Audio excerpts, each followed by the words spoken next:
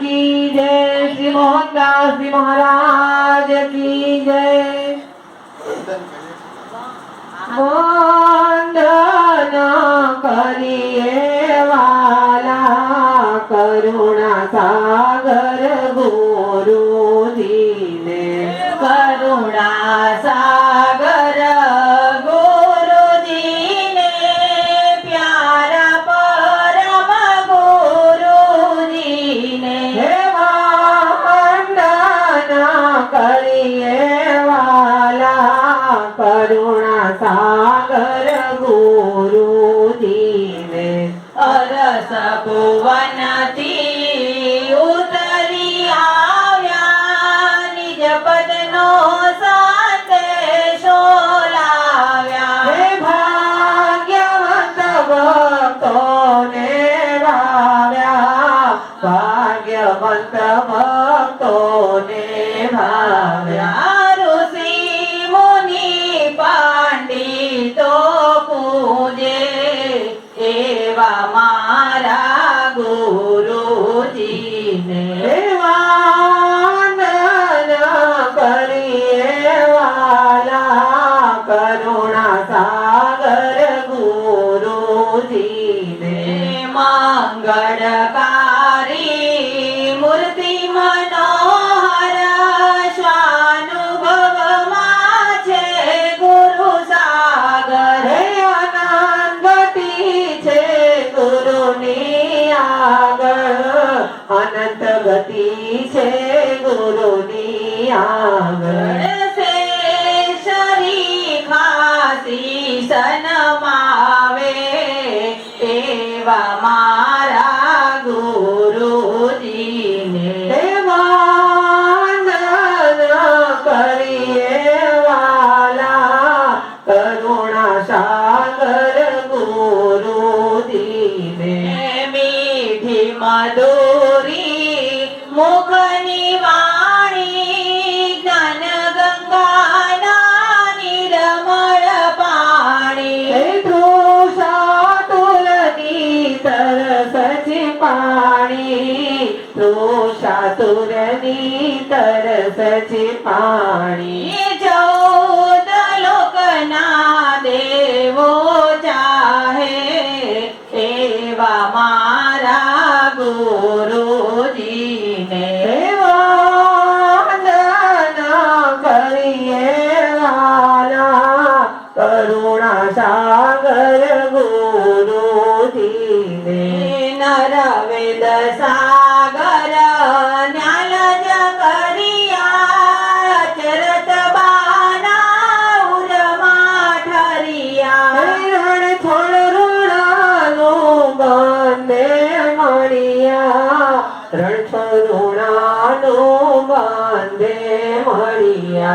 प्रेमी जनो सौ पाए लागो एवा मारा गुरु जी ने।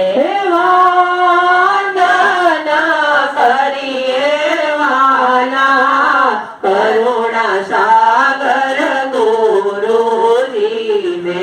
करुणा सागर गुरु जी ने प्यारा परम गुरु जी ने।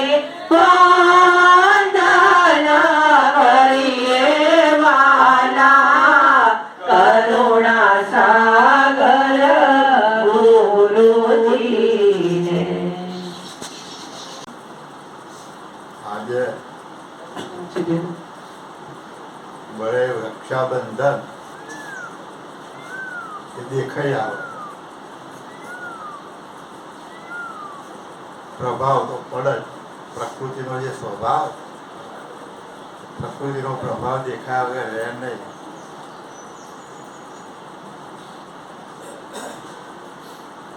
આજનો વિષય આપણે જે વિશ્વબ્રહ્મ વિધ્વંસ નીતિ જે ચાલુ ગ્રંથ છે એમાં પાછળની જે 30-35 ચોપડીઓ જે આવે એ છોડી આપણે આગળ સિદ્ધાંત 18મો લઈશું.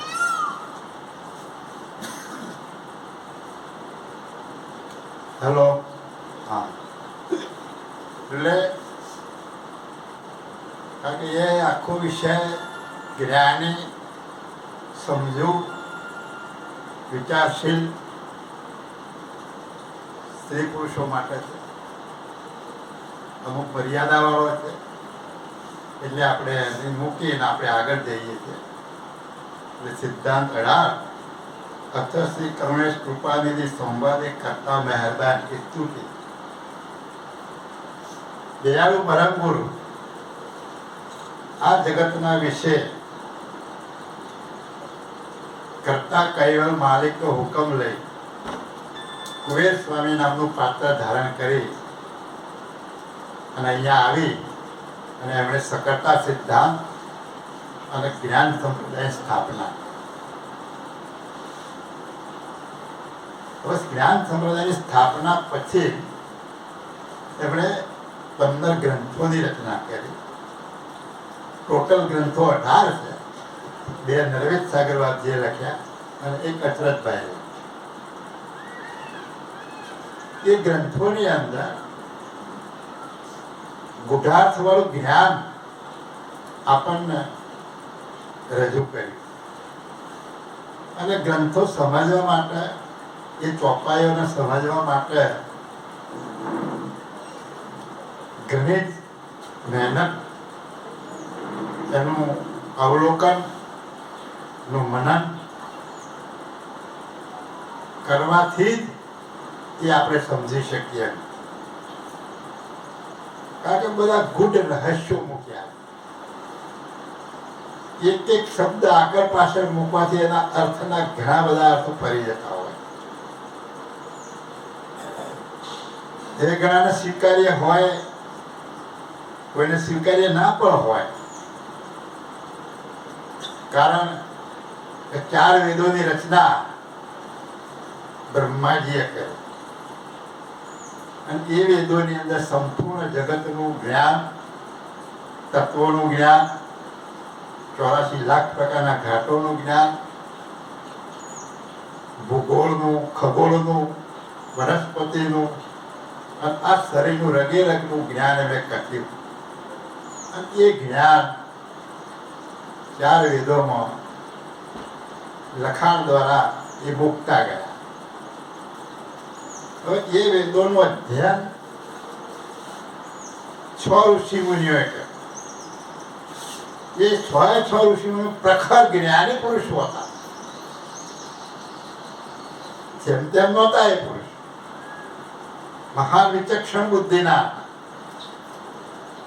એ વેદોનો અભ્યાસ કરતા 6 ઋષિ મુનિઓના મત 6 જુદા પડ્યા. એક ઋષિ મુનિ કહે છે કે આ વેદ આ કહેવા માંગે છે અને એનું તાત્પર્ય આ.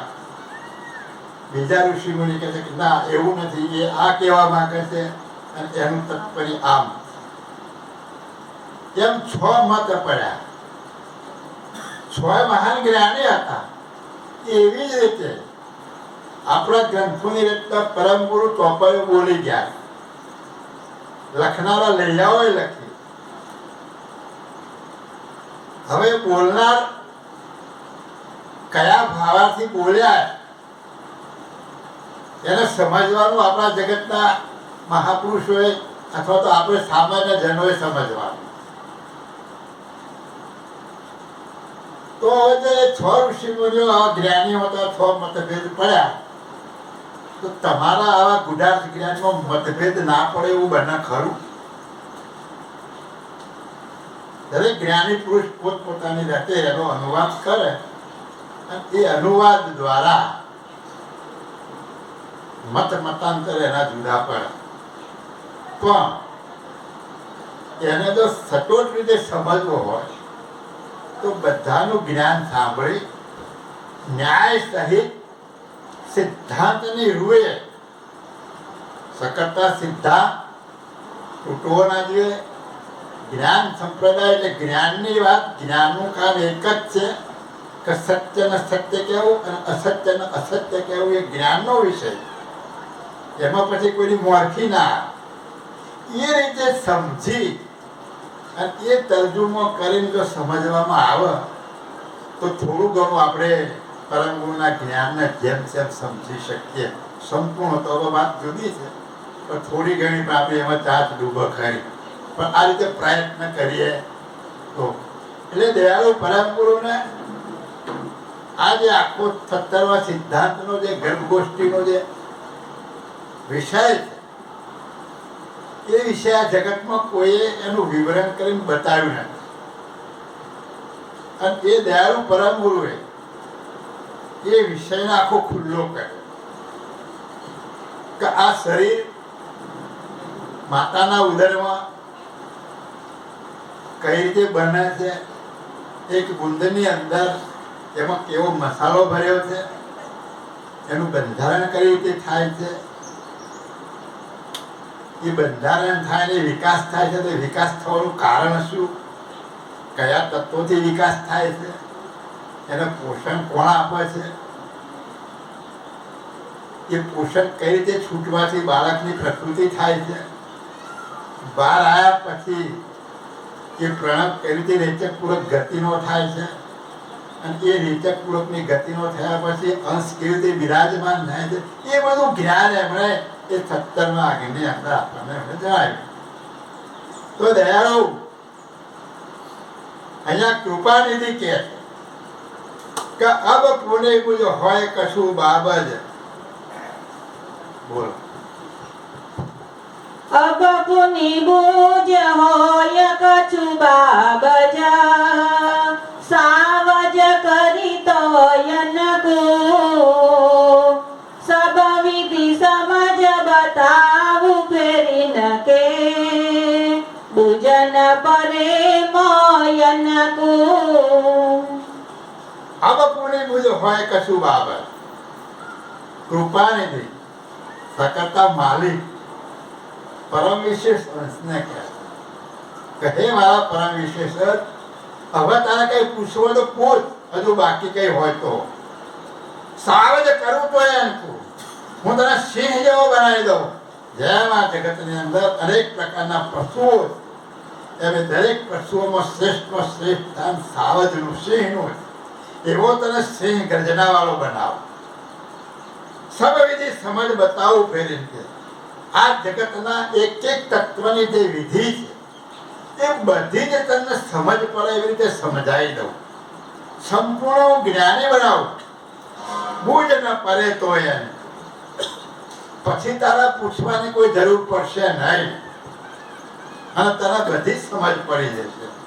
આવું કોણ કરતા માલિક પરમ વિશેષ અંશને. હવે આ આપણો સિદ્ધાંત છે. કયો સિદ્ધાંત? સકર્તા સિદ્ધાંત. કર્તા માલિક વસ્તુ જુદી છે અને પરમ વિશેષ અંશ વસ્તુ જુદી છે.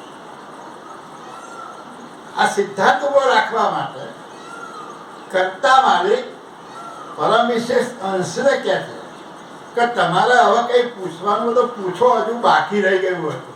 તો આગળનો જે સિદ્ધાંત એમાં પરમ વિશેષ અંશ પરમ ગુરુએ પૂછેલું કે હે દયાળુ પ્રભુ, આ ગમ મને નથી પડતી કે આ શરીરનું બંધારણ કઈ રીતે થયું, કેવી રીતે આ ઘાટ ઘડાય છે, કેવી રીતે રેચકપૂર્વકની ગતિ થાય છે, પ્રણવની અંશ કેમ કેમ કરાઈ બિરાજમાન થયો, એ ગમગતિ આ જગતમાં નથી, મને પણ નથી, તો તમે મને જણાવો.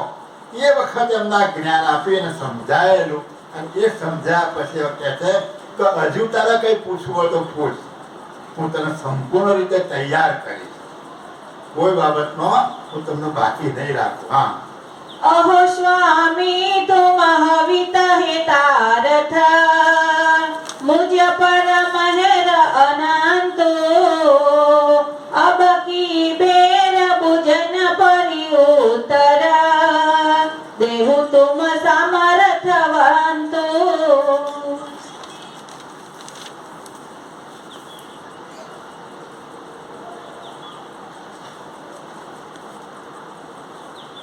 अहो स्वामी तुम हवित हितारक, मुझ पर मेहर अनंत.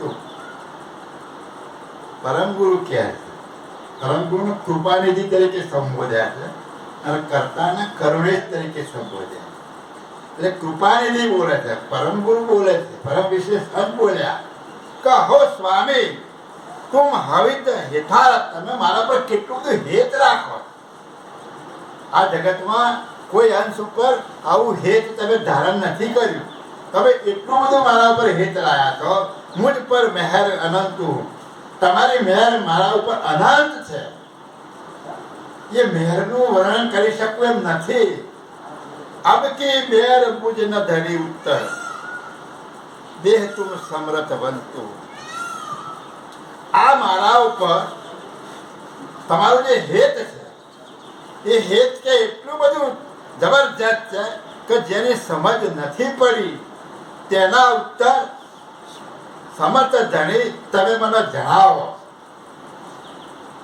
હું જે જાણતો નથી, હું જે સમજી શકતો નથી એવી પણ વાત તમે મારા દેહ દ્વારા, તમે એવા સમર્થ છો અને એ વાણી દ્વારા હું આ વાત લોકોને સમજાવી શકું છું. તમારું હેત કેટલું મારા ઉપર.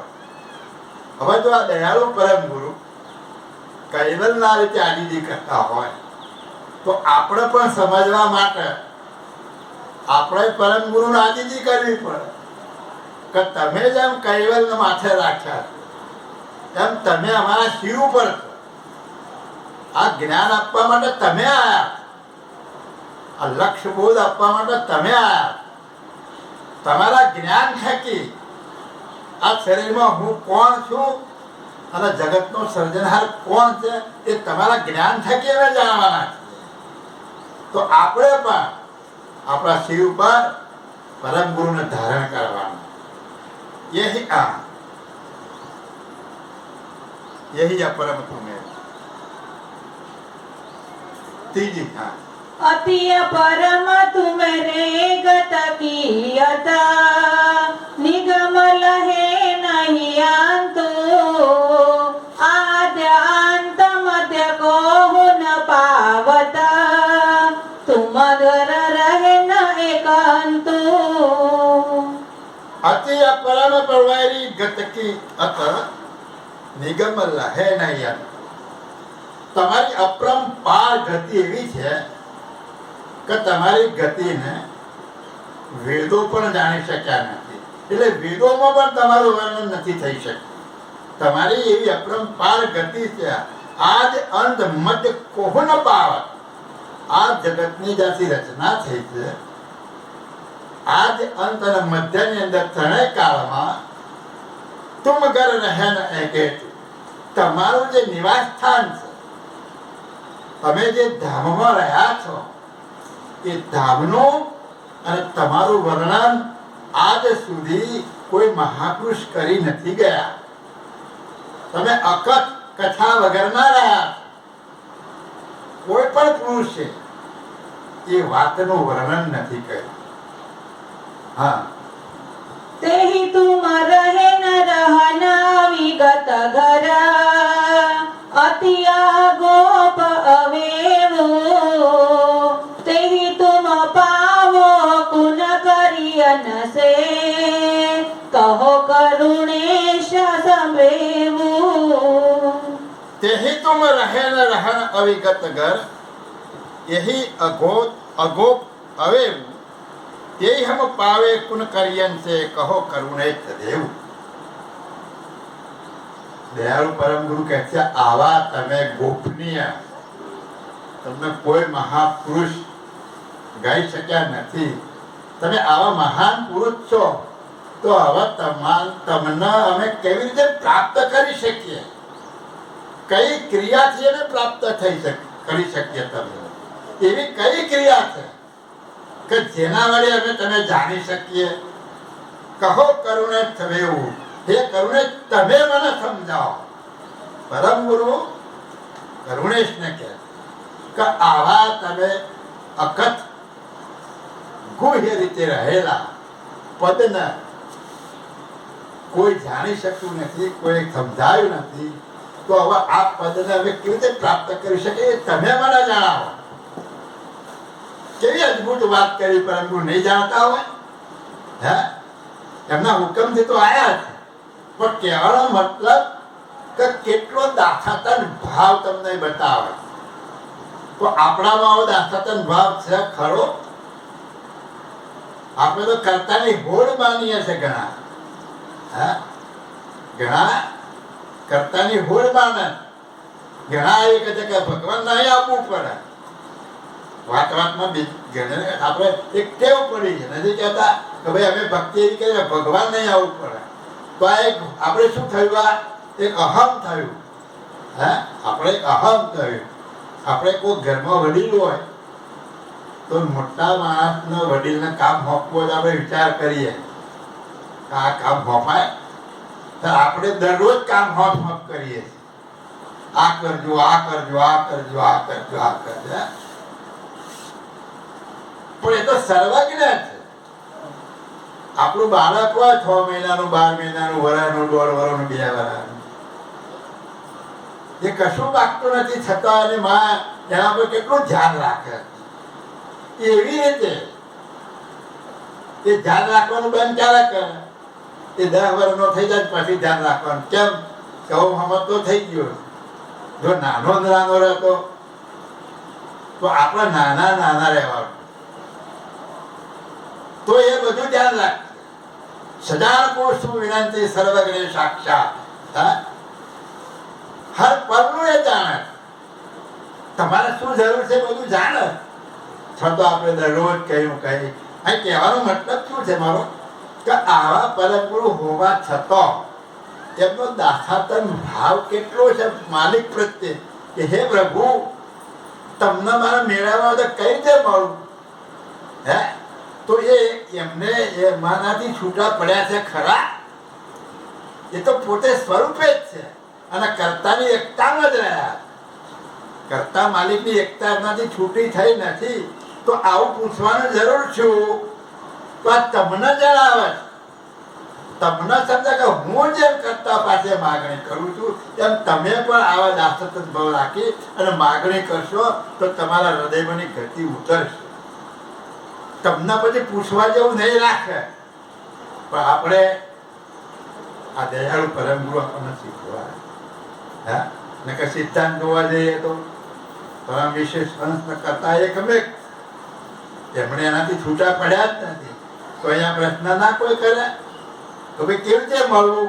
તો એ તમને શીખવે છે કે આ મળવા માટે કૈવલ્ય મળવું હોય તો કઈ ક્રિયા કરવી પડશે. આ પરમ ગુરુ કહે છે કે કરતા માલિક જણાવે, સાંભળો તમે કઈ ક્રિયાથી તમને મળશે. આપણે આ સંપ્રદાયમાં આવવાનું કારણ શું? બધા સંપ્રદાયોમાંથી ફરતા આપણે આનું સત્સંગ સાંભળ્યો, ગ્રંથો વાંચ્યા, કોઈના દ્વારા વાદ વિવાદની અંદર આપણે કંઈક સાંભળ્યું એટલે આપણને એમ થયું કે આની અંદર કંઈક સમજવા જેવી બાબત છે. એટલે આ સંપ્રદાયમાં આપણે જોડે. આ સંપ્રદાયમાં જોડાયા પછી જોડાવાનું કારણ શું? કે ભાઈ આ શરીરને ચલાવનાર હું કોણ અને આ જગતનું સર્જનહાર કોણ? આવું આપણને મનમાં સૂઝ્યું એટલે આપણે આમાં જોડાયા કે ભાઈ આમાં કઈ જ્ઞાન ઊંચી ગમગતિનું છે અને આમાં કઈ મારી વાત સમજાવી છે અને કરતા માલિકની વાત સમજાવી છે એટલે હું આ સંપ્રદાયમાં જોડાયો. તો આ સંપ્રદાયમાં જોડાયા પછી પરમ વિશેષ કયું જ્ઞાન લઈને આવ્યા છે? અનસંસી પદનું. કયું જ્ઞાન લાવ્યા છે? અનસંસી પદનું. આ શરીરને ચલાવનાર ચૈતન્ય અંશ કોણ અને આ જગતને બનાવનાર સર્જનહાર કોણ? આ અંશ અને પેલો અંશી. જે અંશી પદમાંથી અંશ તરીકે આમાં આવ્યો તો આપણું જ્ઞાન અંશી પદ. તો હવે આ અંશ પોતે સ્વરૂપે થઈ અને કરતા માલિકની કઈ ક્રિયા દ્વારા થઈ શકે સ્વરૂપે અને કઈ ક્રિયાથી એને મળી શકે એ બાબજી અહીંયા પૂછે કે તમે મને જણાવો. હા, એહી નહીં કહે ન બને હમસે ગતા નિજ મુખ સે આપને આપન આપન કેવલ પણ કી એ ભવ કિએ કિને દયાળુ આવો પ્રશ્ન પૂછો તો કરતા માલિકનો પણ વિવેક કેટલો બધો છે કે यही नहीं कहना हमसे गत निज मुख से अपने ही હું મારા મુખથી મને કેવી રીતે મળવું એ હું કેવી રીતે કહી શકું? આપના આપન કે ભલપણ કી એ ભવ કિએ નહીં કે નહીં. આ જગતમાં કોઈ બોલ્યો છે કે મને મારી રીતે મારી ભક્તિ કઈ રીતે આવી રીતે કરો? કોઈ મહાપુરુષ બોલ્યો છે કે હું બહુ કહું તમને કે મારી કઈ રીતે ક્રિયાથી તમે મળશો? અહીં શું બતાવે છે આ ગ્રંથોની અંદર સમજવાનો વિષય, ગુપ્ત વિષય કેવો કે તમને તમારા અંતસ્કરણને નિર્મળ બનાવવાનું શીખવાડે. તમારા અંતસ્કરણમાં અહંપણ આવવા ના દેશો.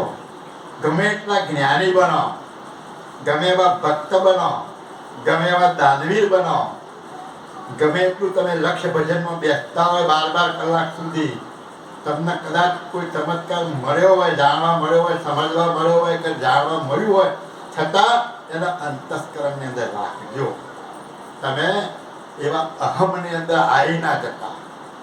આ તમને આ દયાળુ આપણને આ જ્ઞાન દ્વારા તમને નિર્મળ બનાવશે શીખવાડે. આપણને તો સહેજ શબ્દોમાં આવે એટલે ગમે એની કાપવાની ચાલુ કરી દઈએ. હા, એટલે આ ગ્રંથ દ્વારા આપણે સમજવાનું. જો આ ઝીણી રીતે જ્ઞાનને નહીં સમજીએ તો આ ગ્રંથો કોઈ આખી જિંદગીમાં નહીં સમજી શકાય. એટલે દયાળુ કહે છે કે આ જગતમાં કોઈ પોતે પોતાના વખાણ કર્યા છે તે તું મને એવું પૂછે છે કે કઈ ક્રિયાથી હું તમને મળું, હું મારા વખાણ કઈ રીતે કરું? કેટલી નિર્મળતાની વાત આવે. હા, એક સમજવા જેવો વિષય છે. હા, અતિ અભિમાની કહે ઉસે પડા તેરી નંદ સરાઈ હરણા કંશ કંશ રાવણ કી અનહુત ગયે મરાઈ. અતિ અભિમાની કહે હુસે પણ કોઈ અભિમાની મહાપુરુષો થયા છે, કોઈ મહાન ચક્રવર્તી રાજાઓ થયા છે, પોતાના અહમની અંદર અભિમાનની અંદર આખી પૃથ્વી ઉપર પોતાનું રાજ ચલાવ્યું છે, મારું જ સ્મરણ કરો એવું બોલનારા બન્યા છે. પણ કહે છે તેહીને અંતરાસરાય, પણ અંતકાળે બધા જતા રહ્યા, કોઈ રહેવા પાનો નહીં, કોઈ દેખાય જતા રહે. એનું દ્રષ્ટાંત આપ્યું કે હરણા કંસ કંસ રાવણ કી અનુભૂત ગયે સરાય, અનુભૂત ગયે મરાય. રાવણ જેવો રાવણ, ત્રણેય લોક જેનાથી થથરતું હતું. આ બધી ગ્રંથોમાં વાંચેલું આપણે બોલીએ કે 9 ગ્રહો જેના એના ઢોલિયા બાંધ્યા હતા. ઇન્દ્ર જેવા ઇન્દ્ર એનાથી ડરતા હતા. ત્રણેય લોકની અંદર રાવણની સામે કોઈ જોઈ શકે એવો કોઈ દેવ નહોતો. એને એટલું બધું અભિમાન હતું. એક વખત રાવણ અને મંદોદરી પોતાના ઝરૂખામાં બેસી અને હિંચકો ખાતા. રાવણને ઈચ્છા થઈ ગઈ, મનમાં કઈ પ્રશ્ન ઉભો થયો અને મંદોદરીને પૂછ્યું, કહે મંદોદરી, આ જગતમાં મારા જેવો કોઈ હશે બીજો? આટલો શક્તિશાળી આવો બળવાન પુરુષ આ જગતમાં મારા જેવો કોઈ હશે ખરો? પણ મંદોદરી જ્ઞાની હતી, સતી સ્ત્રી હતી. હવે એને બોલવું કે ના બોલવું? જો બોલવા જાય તો વિક્ષેપ ઉભો થાય. એટલે એને દાસી ઊભી જઈને બોલાવી કીધું, તું જુવારના એ દાણા લેતી આવી, ટોપલી ભરી દાણા મંગાય અને એને ચોકમાં પક્ષીઓ ત્યાં બધા દાણા નાખ્યા. એટલે પક્ષીઓ ચણતા હતા. એટલે રાવણે પૂછ્યું, મંદોદરી મેં સાંભળ્યું નહીં? એટલે એને પક્ષીઓને કીધું, હે પક્ષીઓ, આ જગતની અંદર ચક્રવર્તીમાં ચક્રવર્તી જો રાવણ હોય તો તમે રાવણની આણ છે એક પણ દાણો ચડો. આવું મંદોદરી બોલી પેલા પક્ષીઓને. પેલા પક્ષીઓ તો દાણા ચડવાનું ચાલુ જ રાખ્યું. Cutter cutter cutter cutter. થોડી વાર થઈ અને પછી રાવણે ફેર પૂછ્યું. એટલે ફરી પેલા મંદોદરીએ પક્ષીઓને કહ્યું, હે પક્ષીઓ, આ જગતની અંદર બોલો અજયપાલ રાજા જેવો કોઈ બળવાન ના હોય અને એના જો અજયપાલ ની આણ છે, જો તમે એક પણ દાણો પક્ષી પથરાની જેમ થઈ ગયા ઉપર. રાવણ પછી જવાબ ના આપ્યો તો કે આ જવાબ પ્રત્યક્ષ તમે સામું જોવો ને. મેં દાણ આણ આપી રાવણ તમારી તો પક્ષીઓ તો ચાલુ રાખ્યું અને અજયપાલ રાજાને આ આપી તો પક્ષીઓ ચણતા બંધ થઈ ગયા. એટલે તમારા કરતા તો મહાન એ જ આ પૃથ્વી ઉપર મારે જોવો પડશે. એ અહીંથી ઉપડ્યો અજયપાલ ત્યાં. એ વાતો છે મહા પુરાણોની સાચી ખોટી. પણ અહીંયા સિદ્ધાંત સમજવાનો છે કે ભાઈ આના રાજમાં ગયો રાવણ. રાજમહેલમાં પેલા ઝરૂખામાં કંઈક છોકરા રમતા છે એક છોકરું પડી ગયું પાછળ. રાવણ જાણીને કહ્યું ભાઈ પેલું છોકરું પર નાખજે. તે પેલું છોકરું ઊભું નાખીએ એટલે પાછા નાખે ને આમ એ પાછો એનાથી ઊંચો નાતો હતો. ત્યાં એ નગરની કોઈ બેન દીકરી નાની હતી પાણી ભરીને આવતી છે અને ધક્કો કે જતો રાખો અને એ પગના અંગૂઠામાં માથે તો હેલ ભરેલી છે પગના આમ ઊંચો કરે ને પગ છોકરું જતું ઉપર. પેલા રાવણના હાથા ગગડી ગયા. એનું આખું અભિમાન ઓગળી ગયું કે હું જેની વાત કરું છું જેનો જોવા આવ્યો છું એના રમવાના પાસાના ઉચકી શકતો નથી. એના ગામની દીકરી એક પગમાં પકડીને ઊંચું ફેંકી દે તો આનામાં કેટલી તાકાત હશે. એ ત્યાં ગયો રાવણ કેમ આ કે ખંડણી કેટલી બાકી છે મારી ઉપરથી ખંડણી નક્કી કરીને આવે. એટલે કઈ કહેવાનો મતલબ છે કે અતિ અભિમાની કોઈ પૂછે. અભિમાન મેં કીધું ને કે તને લોકમાં મારા જેવો કોઈ ખરો. છેવટે એને મરવું પડ્યું. હરણાકંસ મારા નામ સિવાય કોઈનું નામ ના થવું જોઈએ. મારા જ નામનું રટન રટવું જોઈએ. છતાં ભક્ત પહેલા જ ને બચાવવા માટે એને માગી લીધું હતું રાતે ના મરું, દિવસે ના મરું, લોખંડથી ના મરું, લાકડેથી ના મરું, પશુથી ના મરું, મનુષ્યથી ના મરું. હા કેટલી જાતનું માગેલું. ઘરમાં ના મરું, બહાર ના મરું, દિવસે ના મરું, રાતે ના મરું, બધું માગી લીધું. અભિમાન આવ્યો કે હવે જગતમાં મારનાર કોણ નહીં. પણ જયારે મારવા ત્યારે નૃસિંહ અવતાર ધારણ કર્યો અને ઉમરા ઉપર. અને પછી પૂછ્યું સંધ્યા સમયે દિવસ છે કે રાત કે દિવસે નહીં રાતે નહીં. ઘરમાં છે કે બહાર તો કે ઘરમાં નહીં બહાર નહીં. નખ બતાવે લોખંડ છે કે લાકડું કે લોખંડ નહીં લાકડું. અને આ શરીર કે સ્ત્રી કોઈ પશુ છે કે મનુષ્ય છે કે પશુ એને મનુષ્ય ગોતી કાઢે ને મારવાનું. કહેવાનો મતલબ કે આવા અભિમાની જગતમાં ઘણા થઈ ગયા પોતાના નામની આણ ફેલાવનારા. પણ દયાળુ કહે છે કે એ બધા જગતની અંદર જતા રહ્યા તો હું પણ એના જેવો ગણાવું. હું મારા મુખે મારા વખાણ ના કરી શકું એવો સર્જનહાર માલિક પરમ વિશેષ અંશના કહે છે. હા हमरे सिर पर को नहीं कीता जो कहूँ तो हम तेसा पण शोभित नहीं सही रहे तू के दासन के दल जैसा. હમેરે સિર પર કહું નહીં કે મારા ઉપર કોઈ ધણી છે જ નહીં. આ જગત મારું બનાવેલું મારા ઉપર બીજું કોઈ છે નહીં. જો કહું તો હમ જૈસા પણ હું જો એવું કહું તો એ શબ્દ અભિમાનમાં ગણાય તો મારા ઉપર કોઈ છે નહીં, મારા જેવો જગતમાં છે નહીં. તો એક પ્રકારનો અહંકાર કહેવાય.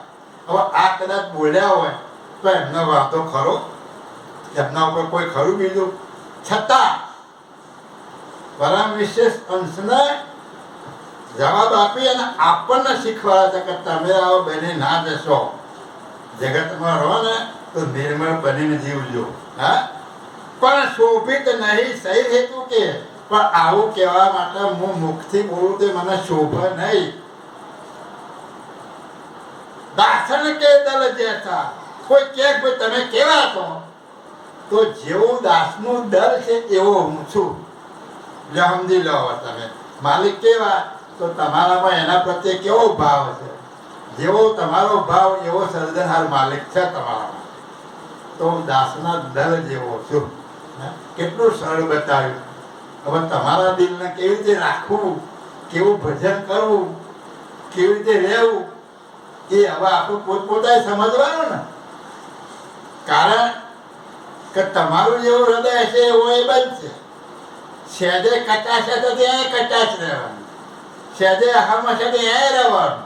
કોમ જા આ સીધો હિસાબ કરી દીધો કે દાસના દર જેવો. હા, तेरी माटे हमको पावन की तोरी वदन विगताई हमसे प्रेम सहित उचरण की मोई मुख नहीं सराई.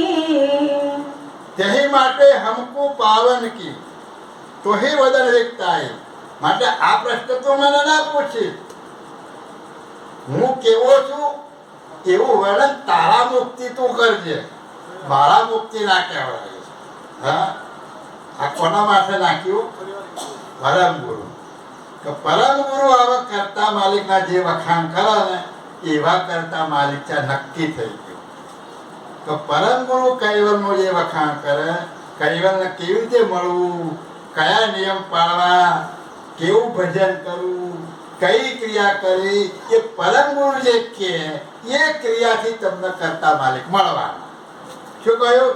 કે તેહી માટે હમકુ પાવન કી તોહી વદન વિકતાઈ. તારા મુખમાંથી તારા વદનમાંથી તું કહેજે, મારી પાસે તમે કહેવડાવતા નહીં. હમસે પ્રેમ સહિત ઉચરણ કી મોય મુખ નહીં સરાઈ.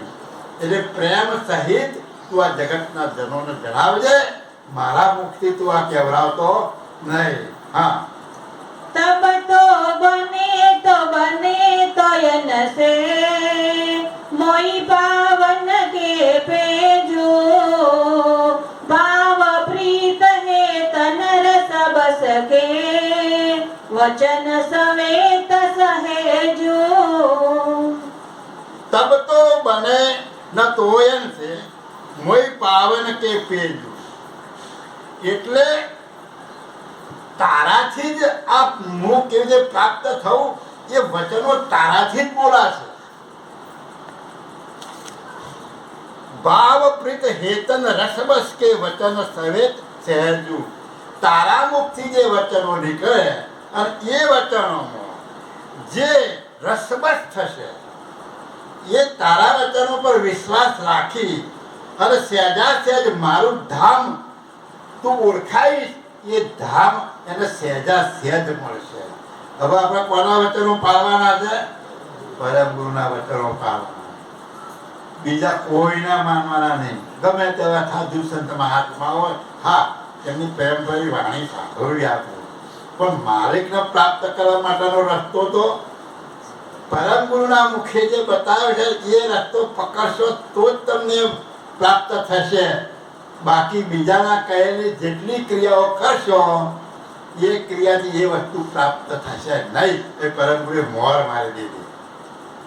કરતા માલિકે કહ્યું છે કે તારા મુખથી તું વર્ણન કરજે મને કેવી રીતે મળવું.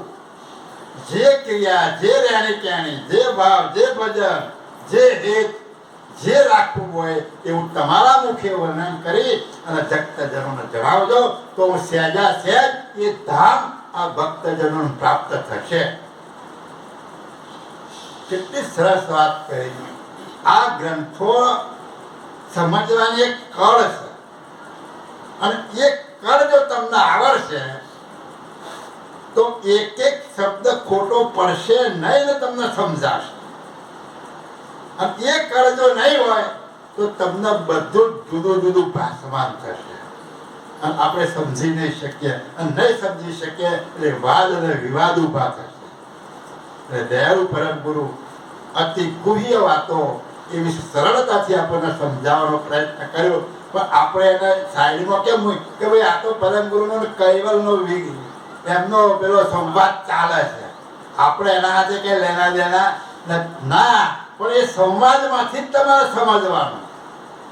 આવા પુરુષ હોવા છતાં એ કેટલી નમ્રતા અને કેટલો વિવેક છે અને કરતા માલિકે કેવો હુકમ કર્યો છે કે તમારા મુખથી મને પ્રાપ્ત કરવાનું જે તમે વર્ણન કરશો એ વર્ણન દ્વારા હું એને પ્રાપ્ત થઈ. તો હવે જગતના જીવોને કયું માનવાનું? પરમ ગુરુએ જે વચનો કહ્યા છે એ રીત અને પ્રીત રહેણી ને કહેણી એમની કહેલી આ પ્રમાણે. હા, हेज भरिन के वचन तोयन के जन को प्रिय लगे हो हर्ष भरा सब करे विलोकना दरियारत उरजेसु હેત ભરીને કે વચન તો એને કે જનકો પ્રિય લગે હું. આ તારા હેત ભરેલા વચનો જે હરિજનો સાંભળશે અને આ રહસ્યના આ વાણી દ્વારા આ વાણીના અમૃત સમજી અને જે હરિજન પોતાના હૃદયમાં ઉતારશે જનકો પ્રિય લગે હું. આ તારા વચનો જેને પ્રિય લાગશે અમૃતની જેમ હરખ ભર્યા સબ કરે વિલોકન અને હરખથી એ વચનોને સમજવા માટે એનું જે વિલોકન કરશે અને એ અવલોકન કરી અને પોતાના હૃદયમાં જે ધરી આરત જેવું પોતાના હૃદયમાં એવી આરત ભરી અને મને પ્રાપ્ત કરવાનું સમજ છે તો એને સમજાવે છે. કેટલી સરસ વાત કરી કે હવે આપણે કરતા માલિકને સમજવા હોય અને તમારા સ્વરૂપે થવું હોય તો પરમ ગુરુના એક એક વચનોને અમૃત જાણી અને સમજવાનો પ્રયત્ન કરવાનો. ન સમજાતો વારંવાર વાંચવાનો, વારંવાર વાંચવા છતાં ન સમજાતો આપણી આજુબાજુમાં કોઈ જ્ઞાની પુરુષ હોય એની પાસે જઈ પણ સમજવાનો પ્રયત્ન કરવો. અને તમે જો સાચા હૃદયથી પ્રેમપૂર્વક એ ચોપડીઓ વાંચી અને સમજવાનો પ્રયત્ન કરશો તો દયાળુ ઓટોમેટિક તમને ગમગતિ આપશે. તમને જેની સ્ફૂર્ણા થશે કે આનો મતલબ આ થાય એવો ઓટોમેટિક તમારામાં ગતિ આપશે. ગતિ એટલે શું? ન સમજાય એવી વસ્તુ ઓચિંતાની તમને સમજમાં આવે એનું નામ જ ગતિ. કઈ હાથમાં પકડીને અપાય એવી કોઈ ગતિ નથી. પણ તમે ઘણું મથવા છતાં ન સમજાતું હોય અને સહેજમાં કોઈ વાતમાં તમને સમજાઈ જાય તમને આનંદ થઈ જાય કે હા હા હું કેટલા દિવસથી આનો અર્થ શોધતો હતો પણ નહોતું સમજાતું અને સહેજા સહેજ મને જાણવા મળી ગયું. આ જ ગતિ, બીજી કોઈ ગતિ છે પણ ક્યારે? હૃદયના ભાવથી આરતથી પ્રેમથી સમજવાનો જો પ્રયત્ન કરીશું તો આ પરમ ગુરુના વચનો એક એક વચનો અમૃત પીને સમજી અને એનું અવલોકન કરીને જો સમજીશું તો ચોક્કસ આ વાતોની સમજ આપણને પડશે. હા, ઈષ્ટ દેવ અનુસુત કેવાયક લાયક સર્વજનાને ભાવ ભર્યા ભોજનવત અચવિત આરત કરી મનાને. ઈષ્ટ દેવ અનુસૂચ કે વાયક લાયક સર્વજનાને તમે તમારા માથા ઉપર જે કર્તા માલિક તરીકે રાખ્યા છે, તમારા ઈષ્ટદેવ તરીકે મને તમે સ્વીકાર્યો છે અને એ ઈષ્ટદેવની પ્રાપ્ત કરવા માટેના જે વચનો જે તમે બોલો એની જે ગમગતિ તમારી વચનોમાંથી જે નીકળે છે અને એ ગમગતિ સમજવા માટે જે હરિજનોના આ વચનો સાંભળશે અને તમારા વચનો સાંભળવા લાયક છે અને એ સાંભળવા લાયક વચનો એ હરિજનો જે સાંભળશે તો ભાવ ભર્યા ભોજન અચવિત આરત કરે મનાને. એટલે જેમ કોઈ જમાવાર હોય અને ભાવ ભર્યું ભોજન તમારી પાસે હોય, કોઈ જે ચાખ્યું ના હોય, જોયું ના હોય, એવું પણ તમારી સન્મુખ હોય અને તમને જેવો હેત લાગે એ જમવામાં, એમ આ તમારી જે વાણી છે એ ભાવ ભર્યા ભોજન સમાન છે. અને એમાં તમારી જે પોતાની આરત છે એ પ્રાપ્ત કરવાની આરત તમારા મનમાં જો ધારણ કરશો અને તમે જો એનું ચિંતન કરશો તો એ મને પ્રાપ્ત કરી શકશે. કરતા માલિક બોલ્યા પરમ વિશેષ પંથને કે આ પરમ ગુરુના વચનોને તમે ભાવ ભર્યા ભોજન જેવા સમજો અને આરતથી હૃદયના ભાવથી એ જ્ઞાનને સમજશો તમે અને મારું પ્રાપ્ત કરવાનું જે રીત છે, મને પ્રાપ્ત કરવાની જે રીત છે એ આ પરમ વિશેષ અંશ જ સમજાવશે તમને.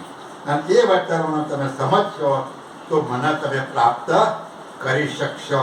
આ રસ્તો બતાવે તમને કે કરતા કૈવલ્ય કઈ રીતે પ્રાપ્ત કરવા. હા, અહો સ્વામી કરુણેશ કરામલ હમસે અરસ પર સહી મહેરબાન હોય વદે વચન તુમ હમ પર ધરિત હરસહી. તો પરમ ગુરુ બોલે કૃપાનિધિ વાત. અહો સ્વામી કરુણેશ કરામલ હમસે અરસ પરસી. અહો હે કરતા માલિક, તમારી કરામત જણાવવા માટે તમે મારી સાથે રહી અને મારા ઉપર મહેરબાન હોય વદે વચન તું મારા પર મહેરબાન થઈ અને તમે મારા હૃદયમાં સ્થાપિત થઈ મારા મુખ દ્વારા તમે વચન બોલાવો છો. હમ પર ધરી હરસથી તમે કેટલું હેત મારા ઉપર ધારણ કર્યું છે. આ હેત હું કઈ રીતે વર્ણન કરી શકું? એવું હેત ધારણ કરી અને આ વાદિત્ર દ્વારા આ કુવે સ્વામી નામના પાત્ર દ્વારા તમે આ તમારા મુખથી મારા મુખથી તમને કેવી રીતે પ્રાપ્ત કરવા એવું મારા ઉપર તમે હેત ધારણ કરીને મને બોલાવડાવો છો. તમે મારા હૃદયમાં વસ્યા છો. હા, આ પરમગુરુના વચનો તો જો એ પણ કેટલી નમ્રતા કે હું જે કઈ જ્ઞાન આપું છું એ તો ત્યાંથી લઈને આવ્યા છે ને, છતાં કહે છે કે દયાળુ હે કરતા માલિક, તમે મારા હૃદયમાંથી બોલો છો, હું નથી બોલતો. કેટલી નમ્રતા. હા, तो हम क्यों न करे तू मेरी कही साम्रत तुम सिर सोई ऊपर रही उचराव अविगत गत मोई देही सकोई. तो हम क्या न करे तू मेरी કહી સામ્રત તુમ શ્રી હોય. આવા સામ્રત પતિ તમે મારા માથા ઉપર છો, મારા ધણી છો, તો હું તમારું કહ્યું કેમ ના કરું? તમે આવા ધણી સામ્રત છો, જગતના સર્જનહાર છો, મારા ઉપર આટલું હેત વરસાવ્યું છે, મારામાં રહીને તમે ઉચ્ચાર કરાવો છો, તો હું તમારું કહ્યું કેમ ના કરું? જો ના કરું તો અભાગ્યો કહેવો ને. આ કરતા માલિકનું કહેવું પરમ ગુરુ કહે હું કેમ ના કરું? પરમ ગુરુ પોતે એમના કહેલા વચનો પ્રમાણે વધેલા ઉપર રહી ઉચરાવો અવિગત. મારા હૃદયમાં રહી, મારા ઉપર રહી, મારા શિર ઉપર રહી અને મારા મુખથી તમે આ અવિગત વચનોનો ઉચ્ચાર કરાવો છો. ગત ગમ મોય દેહી સરોય. આ મારા મુખ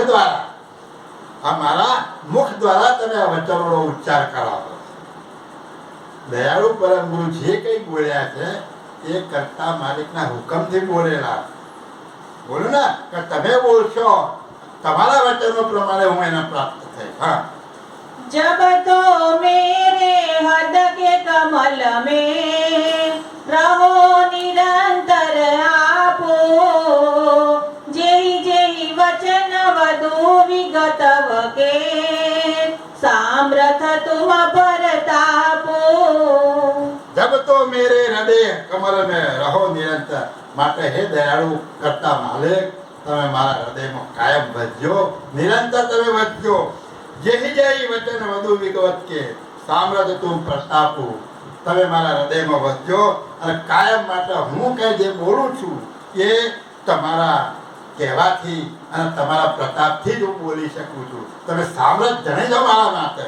એટલે મારા વચનો જે બોલું છું એ મારામાં કાયમ માટે રહેજો, બિરાજમાન રહેજો, એથી ખસતા નહીં. હા, તું મેરી કૃપા થકી કરુણેશ્વર ભઈ ગતિ અગમ અપારે જો રવિ કી કરુણાય કરણ સે સર્વ ગુણેન નિહારે. તું મેરી કૃપા થકી કરુણેશ્વર ભઈ ગતિ અગમ અપારે. હે કરતા માલિક, તમારી કૃપાથી મારી અગમ ગતિ થઈ છે અને એ અગમ ગતિ દ્વારા હું તમને જણાવી શકું છું. દાખલો આપ્યો કેવો કે જો રવિ કી કરુણાય કરણ છે સબકુ નૈન નિહારે.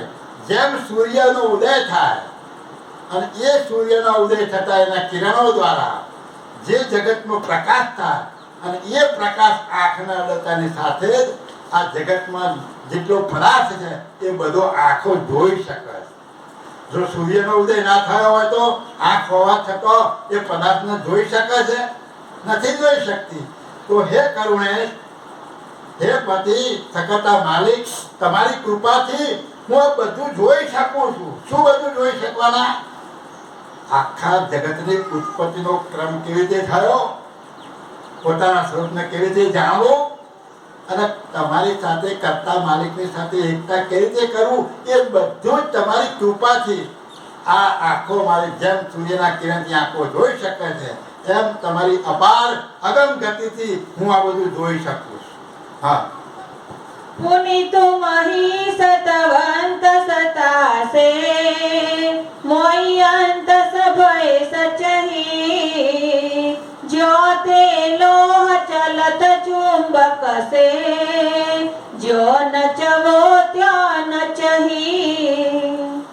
पुनि तुम ही सतवंत सत्ता से मोय अंत से भय सतही जो ते लोह चलत चुंबक से जो नचવો તો એ નચવો. દાખલો બીજો આપ્યો. આપણે સમજાવવા માટે કેટલા દાખલા આપ્યા સરળ. કે ભાઈ સૂર્યનું કિરણ, સૂર્યનો ઉદય થયો એટલે આ પ્રકાશ શેના દ્વારા આવ્યો? કિરણ દ્વારા.